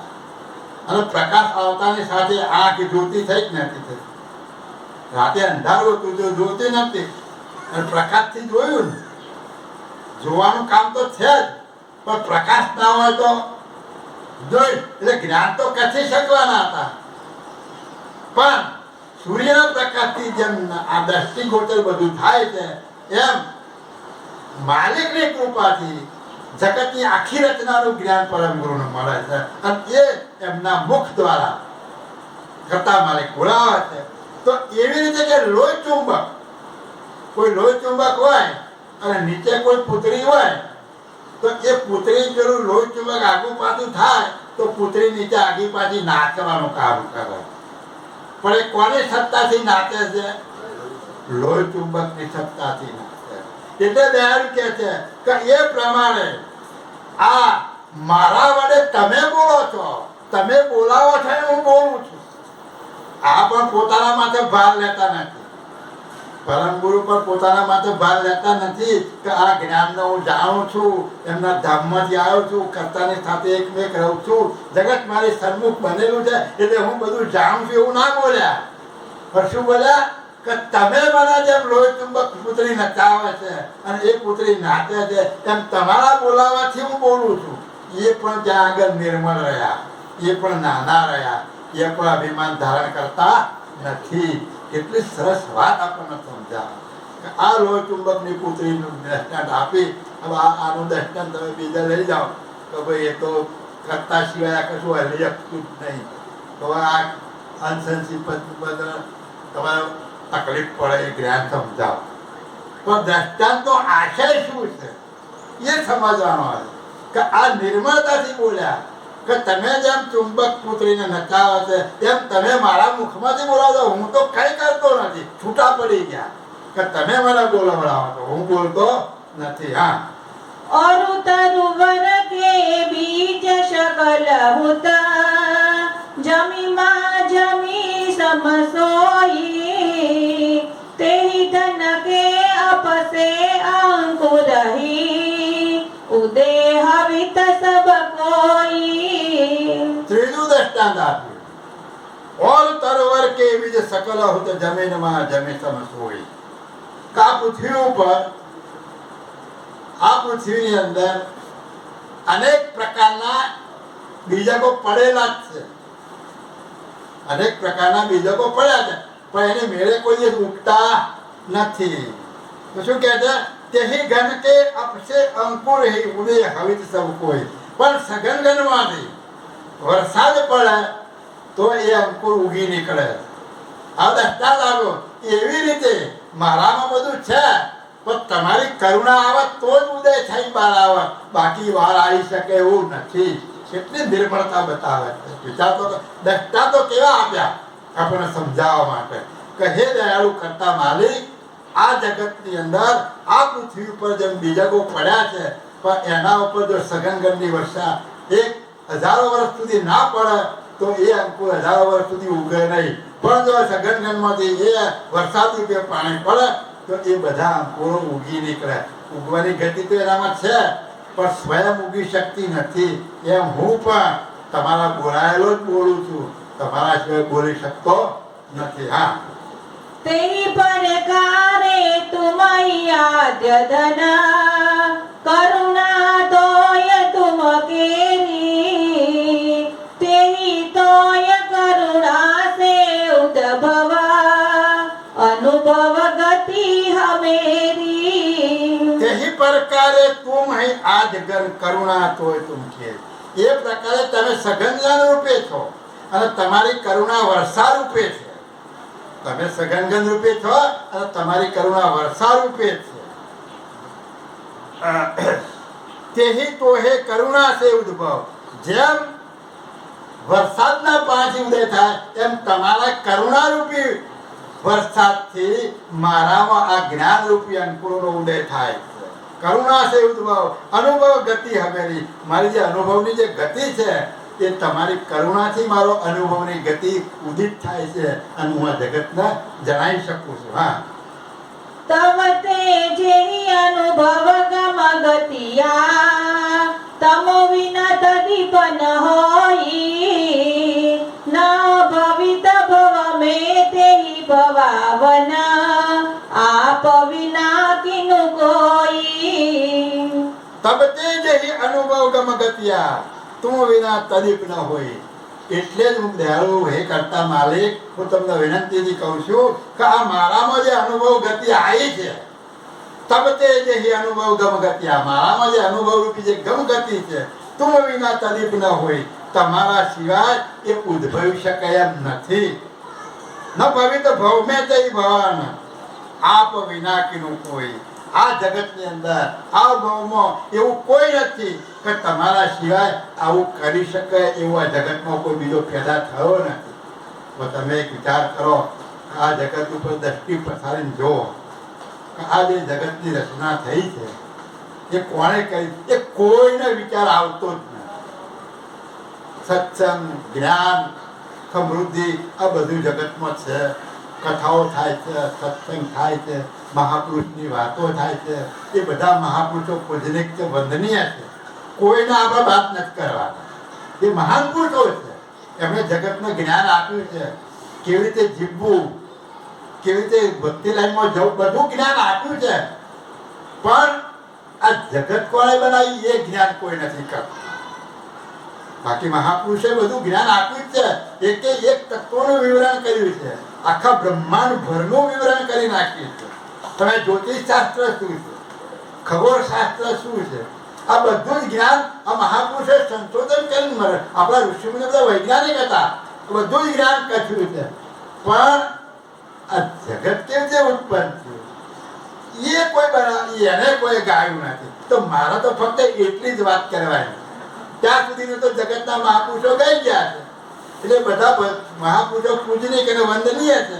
પણ આ જગત બનાવનાર કોણ એ જ્ઞાન કોઈ કચ્યું નથી. એ જ્ઞાન મારા કથવું છે, એની મારા જણાવવી છે, એનું જ્ઞાન મારા જણાવવું છે કે આ જગતનો રચનાર કોણ છે. તો કે તમારા વગર આ કશું બની શકે એવું જ નથી. તમારા અનુભવ સિવાય આ કોઈ કશું કોઈ કરી શકે એમ નથી. એટલે હે કરતા માલિક, તમારી ગમ ગતિ દ્વારા જ હું આ જ્ઞાન કથી શકું છું. હા, અનુભવ સૌર કિયા ખન કે દેખન નેન પાઈ વિધિ કે વદિત પરંતુ આગમ ગમ તાત કે તુમ અગવાઈ. અનુભવ સો ઉર્કી આખન કે દેખન નૈન ન પાય. હવે કોઈ તમે અનુભવ કર્યો હોય, આ જગતમાં એવો કોઈ મહાપુરુષ નથી કે અનુભવનું જ્ઞાન કથી શકે. ઉપલી આંખેથી જે જોયું હોય એ તમે વર્ણન કરી શકો, પણ જે અનુભવ કર્યો હોય એ કથી શકાતું. એ બધું 52 ગણવામાં આવે. લોકો બધા 52 કહેતા હોય. આપણે કાંઈક દાખલો આપીએ કે ભાઈ ગોળ ખાધો કેવો લાગ્યો, ગળ્યો. ગળ્યો એટલે કેવો, પછી ના બોલાય. હવે એના કરવો તો શું કરવું પડે? અનુભવ કરવો પડે. તમે ખાઓ તો ઘડપણ કોને કહેવાય એનો અનુભવ થયો. હવે એ અનુભવની વાત થાય એટલે કોઈ પણ અનુભવનું વર્ણન થતું નથી. હા, એ વસ્તુને આ તો લૌકિક વાત છે, તો આ તો કરતા માલિકની વાત છે, તમારા સ્વરૂપની વાત છે. એનો અનુભવ કેવી રીતે કહેવો? એટલે એ અનુભવની વાત કહે છે કે આ કોઈને કહી શક્યું નથી. આ જેણે બધાએ ગાયું છે એ બધી આંખેથી દેખાય ને એનું જ જ્ઞાન કર્યું. આ બ્રહ્માંડમાં તો વિજ્ઞાને સંશોધન કરે છે, સર્વ સંશોધન કરે છે, ઉત્પન્ન થયેલું છે એનું સંશોધન કરે. છેલ્લામાં છેલ્લું વિજ્ઞાન પ્રકાશનું સંશોધન કરે, આ નાદનું સંશોધન કરે, અને પછી અણુ પરમાણુમાંથી નીચી ગતિએ જઈ અને એમાંથી અણુ પરમાણુના 100માં 1000માં ભાગ કરી પણ બધું વર્ણન શરૂ થાય છે. દષ્ટ પદાર્થ જે દેખી શકાય એવું, એટલે તમે કોઈ ક્રિયા કરી અને એવા કાચ દ્વારા ન દેખાતું હોય એને 1000 ગણું કરો તો એ દેખાય, નાનું ટપકું દેખાય. તો એ ઉત્પન્ન થયેલાનું સંશોધન થાય છે. પણ આ ઉત્પન્ન કરનાર કોણ એનું સંશોધન કોઈ આજ સુધી કરી શક્યું નથી. એટલે કહે છે કે આ બધો જે અનુભવ જગતના મહાપુરુષે ગાયો છે એ આ ચર્મચક્ષુથી જેટલું દેખાય છે એ એના ગુણગાન ગાયેલા છે. તે સંત કરતાર લહે પણ ઓર ન કોકીનું પાવે. તો આ સંતની ગોઠવણ જેને કરી છે એ સંતની ઓળખાણ એ સંત જેને ગોઠવ્યા છે એ પોતે પોતાને જાણે, બાકી બીજા કોઈ એને જાણી શકતા. હવે આ શરીર તમારું કઈ રીતે બન્યું? હે, આપણે ખબર છે આ શરીરનો ઘાટ માતાના ગર્ભમાં બને. હવે બહેનોને પૂછો કે ભાઈ ખબર પડી કેવી રીતે ઘાટ ઘડાઈ ગયો આવડો મોટો? આ જગતમાં કોઈ કહી શકે એવું ખરું? કોઈ કહી શકે એવું નહીં. વિજ્ઞાન બાપનું સંશોધન કરે અને પછી કે આ બન્યું, માથું બન્યું, પગ બન્યા, હાથ બન્યા, એ બધું બન્યું હોય બધું કે પણ કઈ રીતે ક્રિયા થાય છે અને કઈ રીતે બને છે કોઈને ખબર ખરી? કોઈ શોધી શકે એવું નથી. ઘણા એવા માનનાર આનંદી હોય, કારણ કે જે જ્ઞાન જ્યાં સુધીનું હોય ત્યાં સુધીનું કરતા. તો કોઈ એમ કે ભાઈ તમે માતાજીને નથી માનતા તો મા વગર તમે આયા ક્યાં છે? એ વાત ખરી કે ભાઈ સ્ત્રી અને પુરુષના જોડા સિવાય આગળ સંસાર ચાલતો નથી. એ વાત 100% સાચી છે. હા, તો ગોતતા જઈએ આ બધી વસ્તી જેમ પાછા કાઢતા જઈએ કે એના મા બાપમાં એનામાં કરતા છેલ્લું વધા હું સ્ત્રી અને પુરુષ વધન. તો આ સ્ત્રી અને પુરુષ ના હોતા જગત હોય ખરું? તો ભાઈ આ કઈ રીતે બન્યું છે? આ પ્રશ્ન પૂછે તો આપણે શું કરવાનું? જવાબ છે આપણી પાસે. કાકા અનસંસિત પદનું અંકુરી જ્ઞાન આપે એની પાસે છે નહીં, તો આપણે એને જવાબ આપીએ કે ભાઈ આ પોદરો પડ્યો અત્યારે અને કાલે ઉછ્યો તો પછી આવડું મોટું જીવડું કયા સંમોહનથી બન્યું? આજે બતાવો, કયા માતા પિતા જ્યાં તૈયાર છે મને બતાવો. છે કોઈનો પાસે જવાબ? નથી ને. આંબો પહેલો ગોટલી પહેલી, આંબો પહેલો ગોટલી, ગોટલી તો આંબા વગર આવી ક્યાંથી? તો આંબો ક્યાં, ગોટલી વગર આંબો, બસ આ પૂજા કરવાનું. પણ આનો જવાબ હાથમાં આવો ખરો? કેમ નથી આવતો? કોઈ ગાયું છે? જગતમાં કોઈ બનાવ્યું જ નથી. જગતમાં કોઈનું વર્ણન કર્યું જ નથી. કોઈ દુનિયાના કોઈ ધર્મગ્રંથમાં શોધી લાવો તો ખરા કે આંબો પહેલો ગોટલી પહેલી કોણે બનાવ્યું, શું બન્યું? કોઈ કહે તો ખરું? ક્યાંય કોઈ બતાવ્યું છે? વિજ્ઞાન લાવો ગોતી લાગે ભાઈ અમીબા હતું, અમીબાથી આ છું, 4 પગવાર આ બધું કર. હવે તો એ તો ચાલુ રહેવું જોઈએ ને પાછું. વાદળામાં આપણે બન્યા હતા, અડધા વાદળા મારા જેવા હોવા દે બંધ થઈ ગયો છે એવું. એટલે આ બધા શોધ કરે છે, મહેનત પોતપોતાની રીતે કરે, પણ આ ક્યાંથી ઘાટ તૈયાર થયા છે કોઈ જગતમાં કહી શકે એમ ખરો? આ દુનિયામાં કોઈ કહી શકે એમ નહીં. પેલા ક્રિશ્ચનમાં અદાવતો કે ભાઈ પેલા યહોવા ને બધું શું કે આદમ અને ઈવની વાત કરે, એને જગતમાં મોકલ્યા કે આ ફળ ના ખાતો એને ખાધું એટલે આ જગત તો હતું રે, ફળ ક્યાંથી આવ્યું? હે, મુસલમાનો પૂછો તે આદમ અને ઈવની વાત કરતા. પણ આ આવ્યું ક્યાંથી કોઈ કહી શકે એમ નહીં. હા, દરરોજ મહામંત્રનો મહિમા મોટો કહું નથી, હરિચાર વેદમાં આવું બોલું છે ને, હતા નિરંજન નિરાકાર શક્તિ એમાં દર્શાને સમાગમ કરો બ્રહ્મા વિષ્ણુ મહેશ થયા, આવી બધી વાત આવે. પણ હું તો ત્યાંથી શરૂઆત કરી, પણ કેવી રીતે બન્યું? શક્તિ ક્યાંથી આવ્યા, નિરંજન ક્યાંથી આવ્યા? એટલે ત્યાં મૂક્યું કે બ્રહ્માથી સ્વયં નિરંજન પુરુષ પ્રગટ થયા, અને એ નિરંજનમાંથી શક્તિ પ્રગટ થઈ, અને એ શક્તિ અને નિરંજનના સમાગમથી બ્રહ્મા વિષ્ણુ મહેશ આ બધું આખું વાત ચલાવી. અને એ વાત લીધી તો આ ગોડી એ કઈ રીતે આવ્યું ભાઈ? એમાંથી કેવી રીતે આવ્યા? એમાંથી બધા વનસ્પતિ બની 84 લાખ બન્યા ક્યાંથી, કેવી રીતે બન્યા? પેલું તો તમે ગોઠવી દીધું.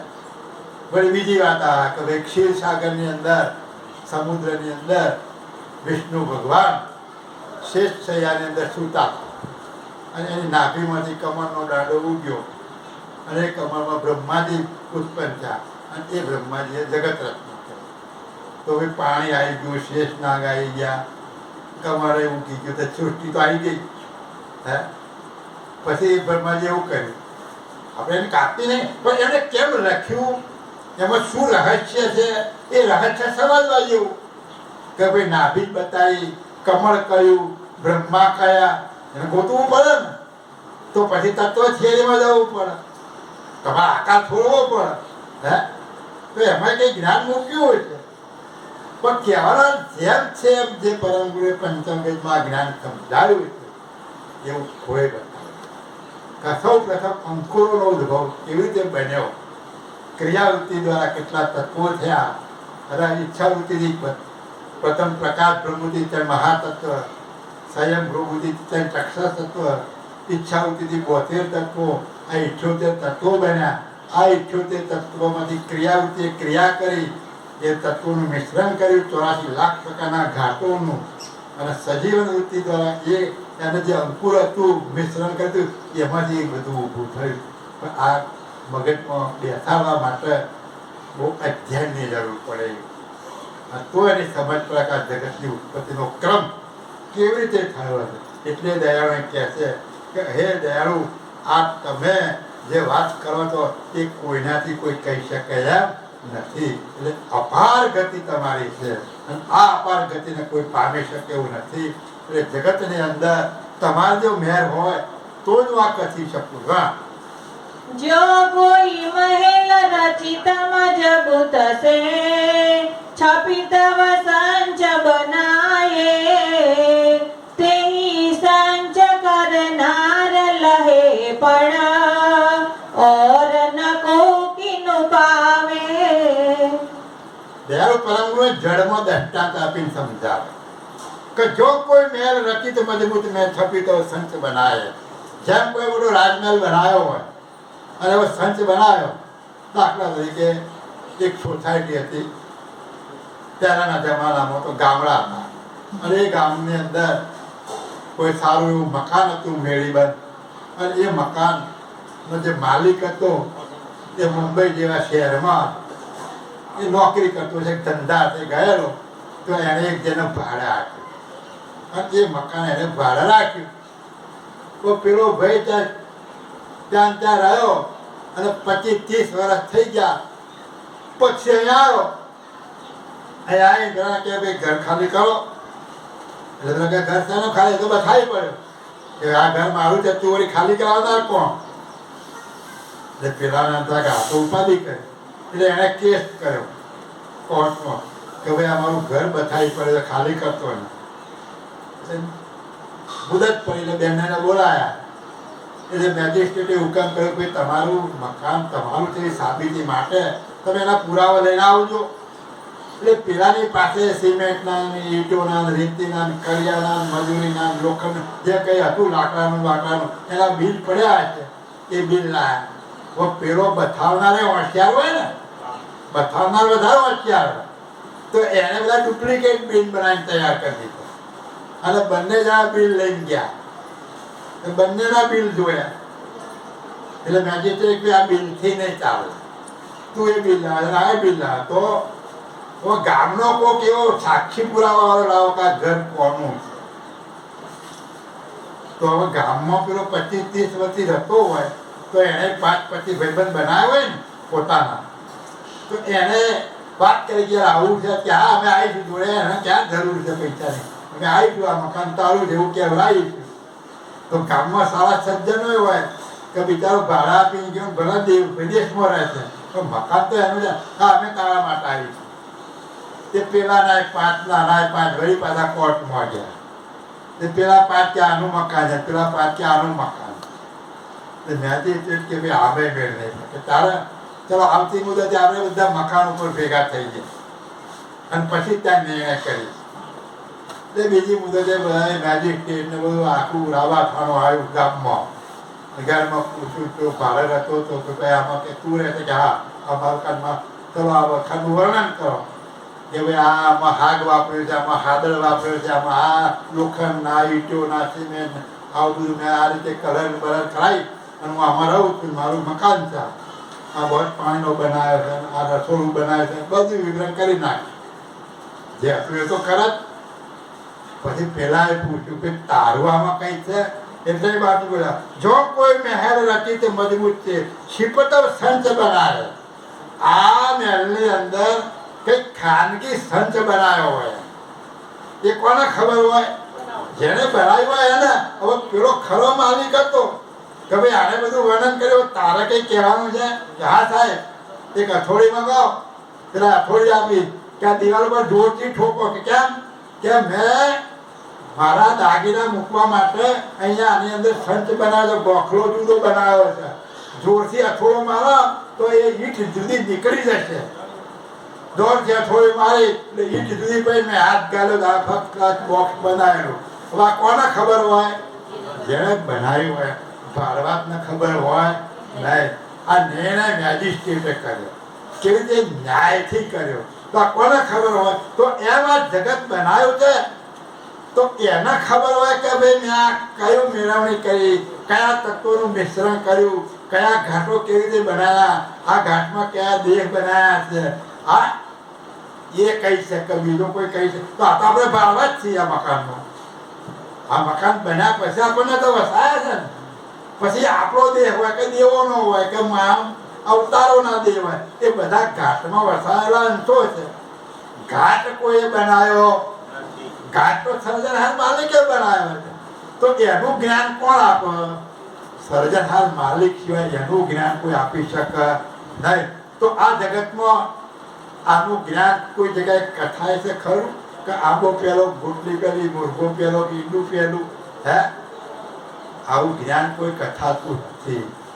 આ તમે વિચારતો કહો, આ ઝાડના કાપો તો પાછું એટલું એટલું વધે, ફરી કાપો પાછું એટલું એટલું વધે, અને ના કાપો તો 5 કિલોમીટર ના જતું રહે, ના એટલું એટલું જ રહે, એનાથી આગળ જાય જ નહીં. આ કરામત કોને ગોઠવી ભાઈ? એક વિચાર કરો. આપણે આ વાળ કપાયા, હવે આ મારા 70-80 વર્ષ થયો, એ વાળ કાપેલા ભેગા કર્યા હોય તો 1 કિલોમીટર જેટલા લાંબા થાય ના? આ બેનો કદી કપાતી રહે, 2 કિલોમીટર થતું દશા થાય, વધતા જ થઈ, એની મુદત આવી જાય, વાત પૂરી થઈ. કેમ આ કરામત કેવાય ગોઠવી? કેટલી અદભુત! આ કરામત આપણે જોતા નથી, કોઈ ચમત્કાર કરે તો એનો પગે લાગી જાય, પણ આ માલિકનો ચમત્કાર પ્રત્યક્ષ તમારી સામે છે. એ ચમત્કાર તો આપણી નજર જ જતી જાય છે, કોઈ જતી. તો હવે આ રચનાર જે સર્જનહાર માલિક છે એનું જ્ઞાન કોણ કથે? એને કોઈ કીધું હોય એ, અથવા તો જેને બનાવ્યું હોય એ.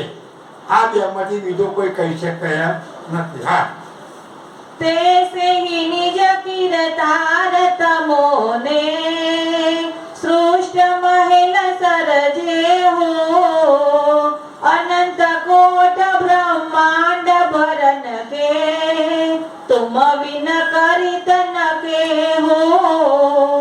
कैसे ही निज कीर्तार जो મને સૃષ્ટિ મેલ સર્જેવું. આ દ્રષ્ટાંત પ્રમાણે હે કરતા માલિક, હે સર્જનહાર, આ જગત રૂપી મેલ તમે બનાવ્યો છે. આ જગત રૂપી મેલ બનાવનાર બીજું કોઈ છે નહીં. આ જગત રૂપી મેલને બનાવનાર તમે છો.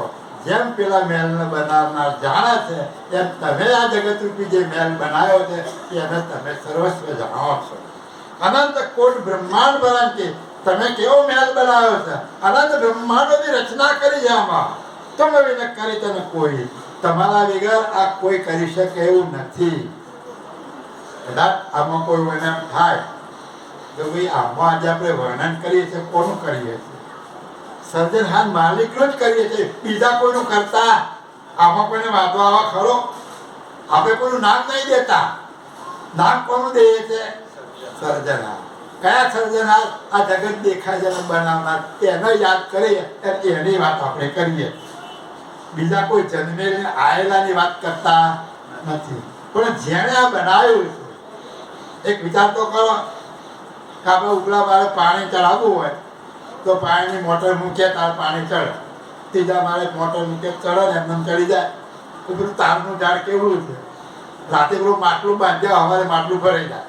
હવે આ કઈ મોટરથી પાણી પીવી છે બોલો? હે આ ચમત્કાર નથી? હે પણ એ આપણે દ્રષ્ટિ ના જાય. તો આ જગત તો બનાવનાર કેવો હશે એટલે કહે છે કે તમે જાણો તમારા સિવાયનો બનાવનાર કોઈ નથી. એટલે આપણી પાસે આ જે જ્ઞાન છે એ સર્જનહાર માલિકનું જ્ઞાન. એ કેવા છે, કોણ છે એ હજુ આપણે ભલે ના જાણીએ પણ આપણે ગોતીએ છે કોણ? આ જગત બનાવનાર કેવો હશે એ કોણ જ્ઞાન આપે? એ પરમ ગુરુએ તમને વર્ણન કર્યું. અને ન્યાય સહિત તમે જ્યારે જાણો ત્યારે તમને સમજણ પડે કે ભાઈ આ સાચા સર્જનહાર છે. અરે એમના એક પંચ વિશેષણના મંત્રથી જ નક્કી થઈ જાય કે આદ્ય સક્ર સ્વરાજ કર્મેશ કૈવલ તમ નમામે. આ મંત્રથી જ નક્કી થઈ જાય કે આ મંત્ર સર્જનહાર માલિક પાસે જ જાય, બીજા કોઈની પાસે ના જાય. એનું અર્થઘટન કરીને તમે જુઓ તો આ મંત્ર કોઈ બીજાને લાગુ પડે ખરો? કોઈને ના લાગુ પડે. હા तब तुम्हेरी करत की तुमको मालूम सब रचना की थावर जंगम अचर चराचर कलकोंची सबता की. तब ते तुम्हेरी कीर्ति की तुमको मालूम सब रचना. એટલે દયાળુ પરમ ગુરુ કરતા માલિકને કહે છે કે હે દયાળુ સર્જનહાર માલિક, આ તમારી રચનાની તમને જ ખબર હોય, બીજા કોઈને હોય નહીં. આ તમારી જે કીર્તિ છે તમે જ એને જાણો છો. આ જગતની રચના કરી છે તમે જ, બીજો કોણ જાણી શકે? જેમ પેલો મકાનનો બનાવનાર ખાનગી વસ્તુ બનાવી હોય એ એને ખબર પડે. ઉપર ઉપરનું તો બધા જાણે તો ઉપર ઉપરનું જ્ઞાન બધાએ કથ્યું છે. કોણે નહીં કથ્યું? આ જગતમાં ઉપર ઉપરનું જ્ઞાન બધાએ કથ્યું છે. પણ પેલા ખાનગી સંત મૂક્યા જાય પેલા કોઈ ખબર? તો આ જગતમાં ખાનગી સંત કયા? આ અંકુરનું ઉત્પાદન કેવી રીતે થયું? અંકુરમાં કયો મસાલો ભર્યો છે? આ એક ખસખસના દાણા જેટલો વડલાના બીજનો દાણો છે એમાંથી લાખો મણનો વડલો એમાંથી કેવી રીતે ઊભો થયો? આ મસાલો કેવી રીતે ભર્યો? એનું વર્ણન કોઈ કરતું. ઉપરનું વર્ણન બધું થાય. આ ખાતો છે, આમાં આ ઉગુણ છે, તમારા ત્રણેય દોષ મટાડે, વાત પીત કફ મટાડે, આ રોગ મટાડે, બધી ઔષધિઓનું સંશોધન કરી નાખે. કોઈ બાકી નહીં. ધન્વંતરીએ બધું જ સંશોધન કર્યું કે ભાઈ કઈ ઔષધિનું ગુણ કેવો છે, કયા રોગમાં કામમાં, બધું જ સંશોધન કર્યું આ જગતમાં. ખરેખર આપણું જ્ઞાન આપણે ત્યાં ભૂલી ગયા.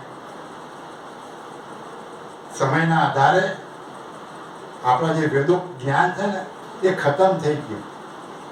નહીં તો એ જ્ઞાનની અંદર સંપૂર્ણ ઔષધિઓનું જ્ઞાન હતું. એક એક વસ્તુનું જ્ઞાન કથેલું છે એની કે ભાઈ કઈ ઔષધિમાં કયો ગુણ છે. હમણાં જ અહીંયા પરમ દિવસે એટલે શનિવારના દિવસે બે સંત મહાત્મા આવી ગયા હવાના પ્રમાણ બોલાયા કે નાવું તો નાવા ધોવાની સગવડ કરી આપી, ચા ભાખરી બનાવીને ખવડાવ્યું, પછી આમ ફરવા નીકળ્યા. એક ભાઈ મને કે આ જબરજસ્ત ઔષધિ તમે લાયા છો કે હું દરરોજ કેટલી વખત પગમાં અમારા પેલા કનુભાઈને દરરોજ કાપતા હશે, પણ હવે એની આપણને ખબર નથી. તો મેં કહ્યું આ ઔષધિ કેમ તમે કહે? એટલે કે આ લાખો રૂપિયાની કિંમતમાં ના મળે એવી ઔષધિ એવું કામમાં આવે કે કોઈ બેનને પ્રસૂતિ ના થતી હોય અને એનું મુરાડું 1 મિનિટ તો બાંધવામાં આવે ત્યાં તરત પ્રસૂતિ થઈ જાય. આવી ઔષધિ એટલે આપણને ખબર નહીં. હા, હવે એનો જાણકાર હોય. આપણે દરરોજ પગમાં આખા તરામાં ફરીએ કેટલી ઔષધિઓ ઠેવી લેતા આવીએ, હે, પણ એ ઔષધિનું જ્ઞાન આપણને નથી. હે, જગતના માલિકે કેવી કેવી વસ્તુ તમે ક્યાં અંધારામાં ના રહો એવું બનાવ્યું, પણ એનું જ્ઞાન આપણી પાસે નથી.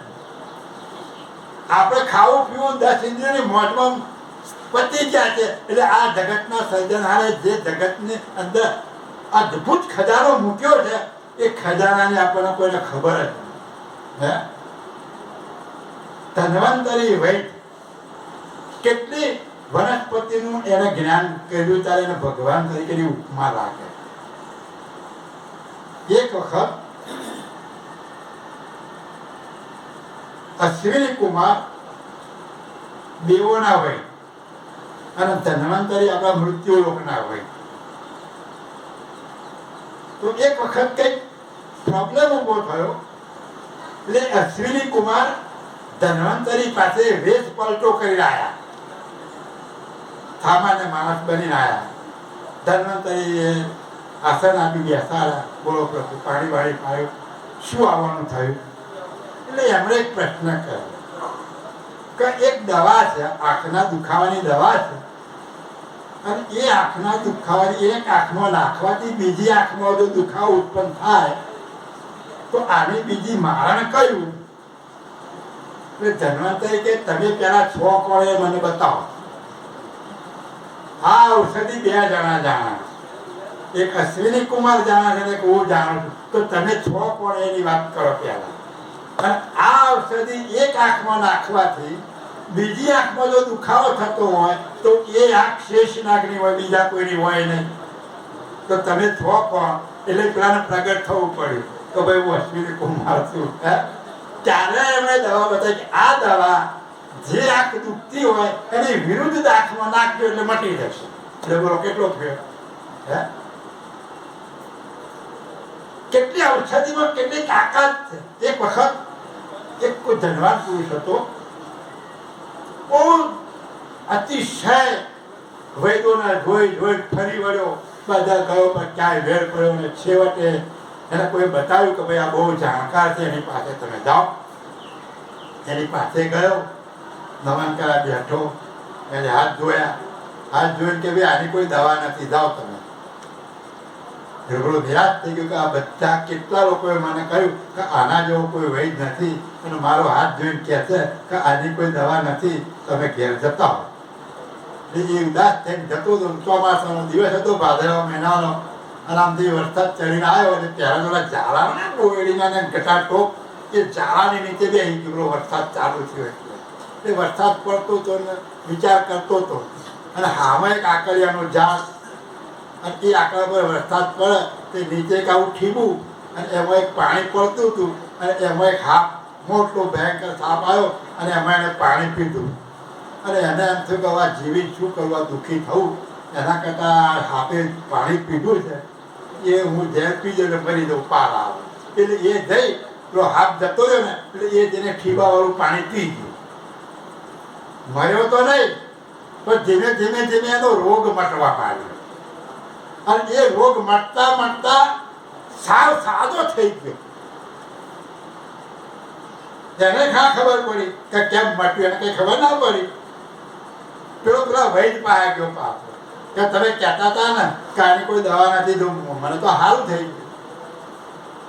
પેલો આશ્ચર્યમાં પડી ગયો. વૈદરાજ હતા ને આશ્ચર્ય કે ભાઈ તમારી દવા છે ખરી, પણ મળવી મુશ્કેલ. કેમ કે ભાદરવો મહિનો હોય, આ ફલાણા નામનું નક્ષત્ર હોય, વરસાદ આકડા પર પડતો હોય, અને એ પાણી માણસની ખોપરીમાં પડતું હોય, અને એ પાણી કોઈ ઝેરી સાપ પીવે અને એ એઠું પાણી પીવે તો તારો રોગ મટે, એવી દવા લાંબી ક્યાંથી? પેલા તરત યાદ આવ્યું કે આ પરિસ્થિતિ હતી અને બોલો હવે આ રોગની દવાઓ તો છે પણ લાભ બી ક્યાંથી? એટલે દયાળુ કહે છે કે આ જગતની રચના તમે કરી છે, આમાં કેટલી વિભૂતિ ભરી છે એ આ જગતમાં કોઈને ખબર નથી. અને જે વિભૂતિ જગતમાં બહાર પ્રચલિત કરે છે એને લોકો પગે લાગે. આ શરીર બનાવ્યા છે આ અનંત બ્રહ્માંડની વિભૂતિથી ભરેલા છે. આપણે કહીએ છે ને તો પિંડે તો બ્રહ્માંડે, પિંડે તો પિંડે, પિંડે તો બ્રહ્માંડ, એવું આપણે કહીએ છે ને. તો આ બ્રહ્માંડમાં જેટલી વિભૂતિ છે એટલી આ બ્રહ્માંડમાં પણ છે. આ એક નાનું બ્રહ્માંડ છે અને આ એક મોટું બ્રહ્માંડ. એમાં જેટલી વિભૂતિ ભરેલી છે એટલી વિભૂતિ આમાં છે. પણ આ વિભૂતિનું સંશોધન આપણે કરી શક્યા નથી. અને જેને કર્યું એ સિદ્ધિ રૂપે, રિદ્ધિ સિદ્ધિ રૂપે બહાર કરી અને એનો ચમત્કાર બતાવે એટલે લોકો એને ભગવાન માને. હે એક વિચાર તો કરો કે એને આમાંથી જ ઊભી કરીને, આમાંથી સંશોધન કરીને જ્ઞાન પ્રાપ્ત કર્યું અને એને જગતને બંધાયું એટલે જગત એને નમવા માંડ્યું. પણ એ વિભૂતિ ભરનાર કોણ એ એને ખબર ના. વિભૂતિ પ્રાપ્ત કરી ખરી, એનો ઉપયોગ કર્યો એને આ મોટર લાયા, આપણે 4 બંગડી વાળી લાયા કે પેલી ગમે તે લાયા, એનો આપણે ઉપયોગ કર્યો ખરો પણ બનાવનાર તો કંપનીને ખબર ને. તો આ વિભૂતિનો ઉપયોગ કરનાર જગતમાં ઘણા મહાપુરુષો થઈ ગયા. મરેલાને પણ જીવતા કરી શકો એવી આ શરીરમાં વિભૂતિ છે. આ પ્રણવની સાધના કરો તો અનંત બ્રહ્માંડોની વિભૂતિ તમારામાં પ્રાપ્ત થાય એવી આ વિભૂતિ છે આમાં. પણ એ વિભૂતિથી આ શરીરને ચલાવનાર હું કોણ અને આ જગતનો બનાવનાર કોણ એ જ્ઞાન એમાં નહીં પ્રાપ્ત થાય. તમારા નામનું મંદિર બનશે, તમારી ધજાઓ ચડશે, તમારી બાધાઓ રખાશે, લોકોના કામે થાય છે. તો હું કોણ અને જગતનો બનાવનાર કોણ એ જ્ઞાન એમાંથી તમને નહીં મળે. એટલે એ જ્ઞાન માટે કહે છે દયાળુ કહે છે કે હે સર્જનહાર માલિક, આ જગતના બનાવનાર તમે છો, તમે રચના કરી છે, તમારા સિવાય આ જાણી શકાય એમ નથી. તમે જણાવો તો જ અમે જાણી શકીએ, બાકી જણાય એમ નથી. હા તપતે તુમ મોઈ હરદે હિરણ્ય ગર્ભ થઈને રહો પરમેશો જબતે લહો સંચ સબ ઘટકે જીતને ભર ભવેશો. તબતે તુમ મોઈ હૃદય હિરણ્ય ગર્ભ થઈને રહો પર. એટલે હે દયાળુ કરતા માલિક, તમે હિરણ્ય ગર્ભ રૂપે થઈ મારા હૃદયમાં રહો. એનો મતલબ પેલી માતા કોકના શરીરમાં બોલે છે એમ કરતા માલિકોમાં આવી રહે હે ના. પણ જ્ઞાનનો વિષય છે કે એની રેમ દર્દી, એની ગમગતિ, એની જે ગતિ છે તમને સતત મળતી રહે. એની રીત કરતા માલિકની રીત તમારા ઉપર રહે અને એ રીત તમે મારા હૃદયમાં રાખજો કે જેથી કરી અને આવું બધું બોલી શકું. જબ તે લહુ અંશ સબ ઘટકે જતને ભર ભવ બેઠું. એટલે આ બધા જ જગતનું તમે મારા હૃદયમાં રહીને વાસ કરો તો આ જગત કેવી રીતે બન્યું અને તમે સર્જનહાર કોણ છો એનું હું જ્ઞાન કછી શકું. હા અગમ નિગમ કી સૂજ પડે મોઈ तुमसे तुम पावन की अहो धन्य मेरे ही विद से खातर हवे खावन की. अगम निगम की सूझ पड़े मोय तुमसे तुम पावन. તમારી રીત મારા ઉપર ઉતરે, તમે જો મારા હૃદયમાં વાસ કરો તો હું અગમ નિગમનું બધું જાણી શકું. અહો ધન્ય મેરે એહી વિદ છે ખાતર હવે ખાવન કી. એટલે કે મારું ધનભાગ્ય છે કે તમે આ રીતે હું તમારી સેવા કરી શકું, તમારા વખાણ કરી શકું, તમને આ જગતમાં જાહેર કરી શકું. હા એહી વિધિ સાહન હવે તમન કી કહું ચાહય સો હમહી નિડર થકોની શંખ વધુ મોઈ જબ મુજ में હોય તુમહી. यही विधि साहन हवे तमन की कहूँ चाहे सो हमी. હવે હું તમારી ચાહના કરી અને તમારા હું ગુણગાન ગાઈ શકું. નિડર થકી નિષ્બંધ વધુ મોઈ. હવે હું કોઈની બીક રાખ્યા વગર બોલી શકું. તમે મારા સમૃદ્ધ ધણી છો, તમે મારા હૃદયમાં વસ્યા છો, તમે મારા મુખ દ્વારા બોલો. હવે મને કોઈનો ડર નથી. હું કોઈનો ડર રાખ્યા સિવાય નિર્ભય થઈ અને હું તમારા વખાણ કરી શકું. જબ મુझ में હોય તમે મારી પાસે છો તો પછી મારા બીક રાખવાની કોઈ જરૂર નથી. હવે તમારું વર્ણન કરી શકું કે તમે કેવા છો, તમે કઈ રીતે પ્રાપ્ત થઈ શકશો, એવું નિર્ભય થઈ હવે જગતના જીવોનો જણાવું. હા, જેહી પરકાર દેવ કોઈ દલમાં કરી પરવેશ કહે હો, તીનું ફલ કે ફરમાયલ મુખ કો સંશય નહીં રહે હો. કેવો સરસ દાખલો આવ્યો. જેહી પ્રકાર દેવ કોઈ દલમાં કરી પરવેશ કહેવું. જેમ કોઈના શરીરમાં કોઈ દેવ આવે અને પછી ધોઈને બોલતું હોય એટલે લોકોને તો ખબર છે કે બોલા છે કોણ. શરીર તો એનું જ છે ને, એનું જ છે. છતાં તિનકુ ફલ કે તિનકુ ફલ કે ફરમાયેલા મુખ સંશય નહીં. છતાં લોકો શું સમજે છે કે આ તો માતા બોલે છે એટલે સાચું બોલે એવો વિશ્વાસ રાખે છે ને. જેના શરીરમાં આવી માતા બોલે છે એટલે લોકોને વિશ્વાસ. એમ તમે મારા હૃદયમાં છો એટલે હવા વર્ણન કરો મારા એટલે લોકો સાચું માનશે મારું. હવે તમે મારા હૃદયમાંથી બોલો છો એટલે લોકોને આ સાચું લાગશે અને મને કોઈ બીક રહેશે નહીં. હા, अब मोई हुए उसियारी न तुम की हम की कछु न काई, मेरे तो बरित हाशल हमसे तुम पतियाई. હવે મેં હોશિયાર તુમ કી हमको કશું ન ખાય. હવે હું હોશિયાર થઈ ગયો. હવે મને કોઈ જાતનો ડર રહ્યો નહીં. કેમ તમે મારામાં મેરે તો ઉભરી થઈ હાથર हमसे तुम पतियाई. તમે તો મારા માટે ગર્વની વાત છે કે તમે મારી પાસે બોલાવડાવો છો. એટલે હું તો કેટલો નસીબદાર છું કે તમે મારામાં રહી અને આ તમારા વખાણ કરાવવા. હા, नहीं तर तो तुम अखिल लोक के इष्ट शकल छेवटही, ब्रह्मादिक भव आद्य सुन कल्यो तेहि तुम के गुण रटही. નહીતર તો તુમ અખિલ લોક કે ઇષ્ટ શકલ કે તમે તો આખા જગતના સર્જનહાર છો. કે બ્રહ્માદિક બહુ આદ્ય સુનક લો. બ્રહ્માજી પણ ભક્તિ કરે, શંકર ભગવાન પણ ભક્તિ કરે, સ્મરણ કરે. સનકાદિકો પણ પાઠમાં મુખની વાત સાંભળી અને આ જગતનો સર્જનહાર કોણ છે એને જાણવા માટે સનકાદિકો પર તપ કરવા નીકળી ગયા. તો કોને શોધવા નીકળી ગયા? આ જગતના સર્જનહારને શોધવા માટે નીકળી ગયા. આ મહાપુરાણોમાં લખેલું જ છે બધું. કદાચ 1000 સનકાદિકો જગતનો સર્જનહાર કોણ છે એની શોધ કરવા માટે નીકળી ગયા. કોની શોધ કરવાના? જગતના સર્જન. તો તમે તો ખુદ મારામાં વસ્યા છો. હવે મારા કોઈની બીક છે નહીં અને તમારા વખાણ કરી શકું. અને તમે તો આ જગતના સર્જનહાર છો તો તમારા યશોગાન ગાવામાં હું પાછી પાની કરું નહીં. હા, तो तिन से तुम ही दुर्लभ ही सुरलभ भये हमन से, जो चिड़िया पर महर करिन के निधि एक तायते हुन से. તો તિનસે તુમ હે દુર્લભી સુર્લભ ભય અમે છે. આવા મહાપુરુષને તમે મળવા માટે દુર્લભ હતા તો તમે તો મને સહેજા સહેજ મળ્યા છો. તમે તો મને સુલભ રીતે સરળ રીતે મને મળ્યા છો. તમે તો મારા પર કેવી મહેર કરી કે જ્યાં ચીડિયા પર મહેર કરીને કે નિધિ એક થાય તેવું ને.